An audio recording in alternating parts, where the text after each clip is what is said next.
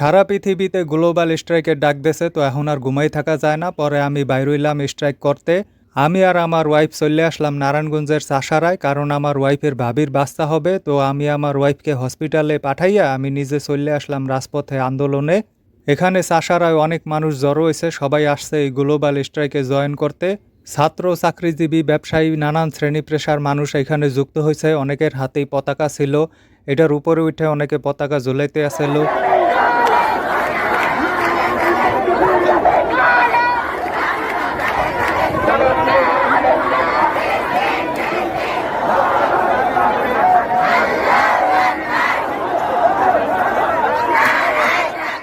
নারী পুরুষ অনেক ধরনের মানুষ এইখানে আইসা স্লোগান দিতে আছে বিভিন্ন ধরনের। এখানে দেখলাম এক ভাই আরেক বাইরে মাথায় ওই কুফি পরাইয়ে দিতে আছে।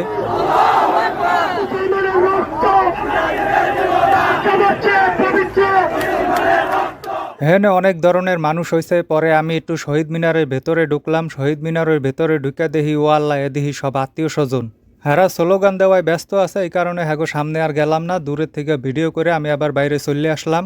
তো এইভাবে ব্লগের মতো করে এই ভিডিওটা বানানোর কারণ হইল, এই বিষয়টা নিয়ে কথা বললে ভিডিও ডাউন হয়ে যায়, পেজে পলিসি ইস্যু চলে আসে।